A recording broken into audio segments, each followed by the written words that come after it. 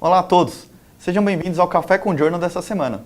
Para começar, na última semana foi publicado no JACC um trabalho brasileiro, apresentado na sessão Late Breaking Clinical Trials, do Congresso da American College, que trata de um assunto muito atual, que é a prevenção da cardiotoxicidade induzida por quimioterápicos.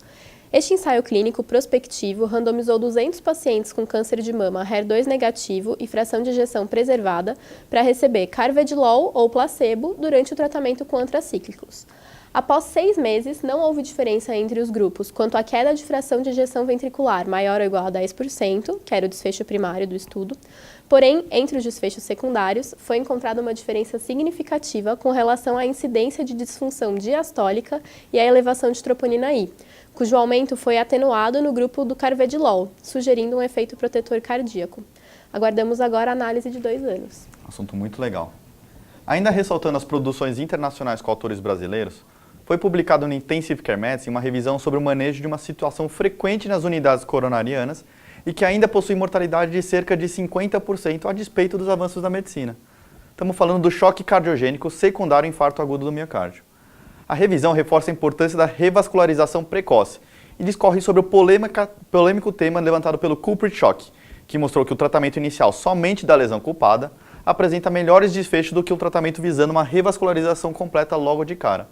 O artigo ainda aborda as modalidades possíveis para realizar a monitorização hemodinâmica desses pacientes, o uso de vasopressores inotrópicos como medicações de escolha no manejo inicial e resume as evidências para o uso de dispositivos para auxílio hemodinâmico, como balão intraórtico e circulação extracorpórea. Por fim, a revisão dá uma pincelada no manejo das principais disfunções orgânicas que se apresentam juntamente com o choque cardiogênico. Enfim, um artigo extremamente relevante na prática diária. É muito importante mesmo. Mudando um pouco de assunto, é sabido que a estimulação exclusiva do marcapasso em ventrículo direito pode causar desincronia mecânica e elétrica, levando em longo prazo a dilatação ventricular e maior incidência de insuficiência cardíaca e fibrilação atrial.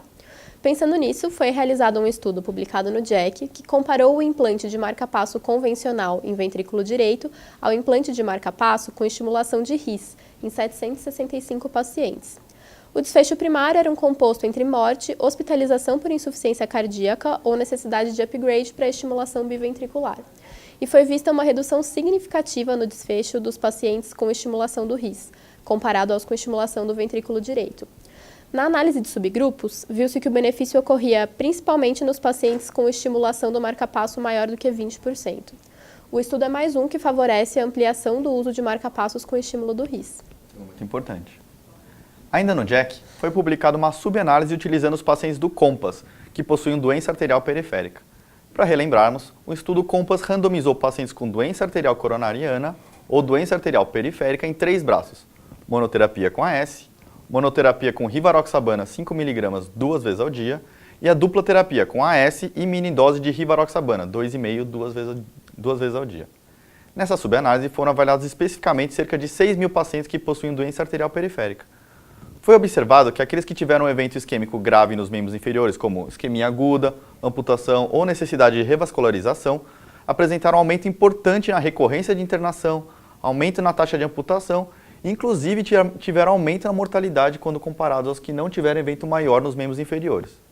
Mantendo os achados do estudo principal, o uso de AS mais rivaroxabana reduziu a taxa de eventos nesse subgrupo, mostrando mais um possível benefício de sermos mais agressivos ao lidar com essa patologia. Legal.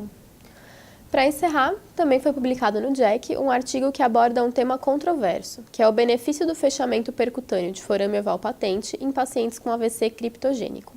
Visando selecionar uma população que mais se beneficiaria com o procedimento, esse estudo incluiu pacientes com AVC sem causa identificada nos últimos 6 meses e que apresentavam forame oval patente com fatores anatômicos de alto risco, que eram aneurisma do septo atrial, hipermobilidade ou tamanho do septo maior que 2 milímetros pelo eco transesofágico. Os pacientes foram randomizados para realizar tratamento percutâneo do forame ou tratamento medicamentoso exclusivo, com antiplaquetário ou anticoagulante de acordo com a avaliação clínica. Ao final de 2 anos de segmento, nenhum paciente do grupo intervenção apresentou os eventos do desfecho primário composto, que eram AVC, morte vascular ou sangramento maior.